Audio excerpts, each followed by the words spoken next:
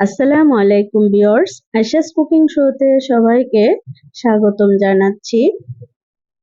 আজ আমি 5 লিটার দুধের ছানা কেটে নিব। এই দুধ নষ্ট হয়ে গেছে, তো ভাবলাম যে দুধ ফেলে দিব কেন, এই দুধ দিয়ে ছানা কেটে নেই। এই ছানা দিয়ে যে কোনো মিষ্টি হবে।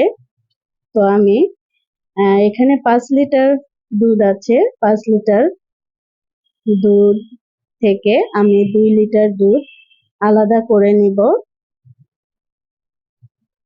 তো একটা বলক উঠলে আমি 2 লিটার দুধ আলাদা করে নিব।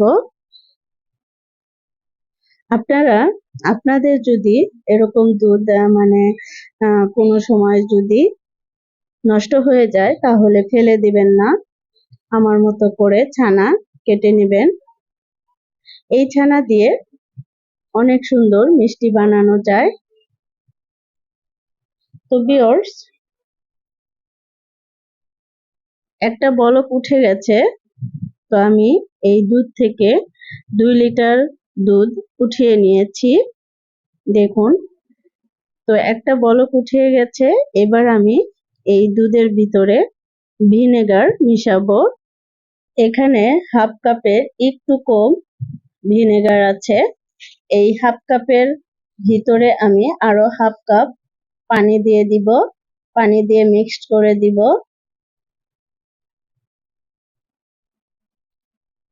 এবার আমি অল্প অল্প করে এই দুধের ভিতরে ঢেলে দিব। এ পর্যায়ে আমি চুলা অফ করে দিয়েছি।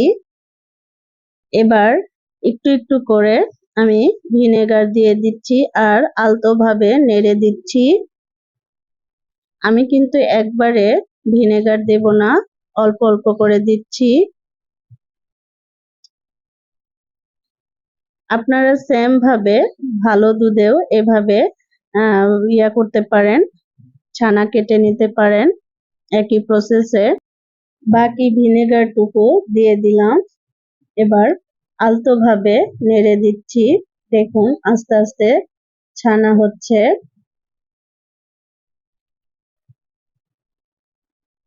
পানিটা যখন একদম সবুজ কালার হবে তখন নামাতে হবে।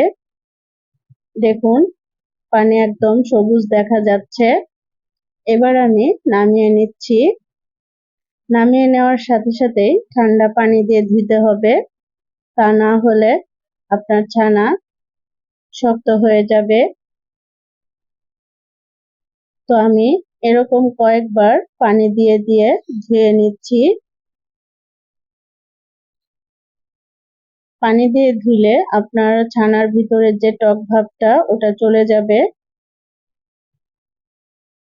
আমি বারে বারে পানি দিয়ে ধুয়ে নিচ্ছি।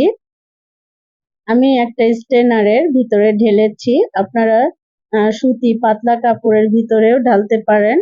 তো আমি ছাঁকনির ভিতরে ঢেলে নিয়েছি। তো এরকম অবস্থায় আমি 7 থেকে 8 ঘন্টা রেখে দিব। এই ছানা দিয়ে আমি আপনাদেরকে মিষ্টি বানিয়ে দেখাবো ইনশাল্লাহ। আমার পরের রেসিপি থাকবে মিষ্টির রেসিপি।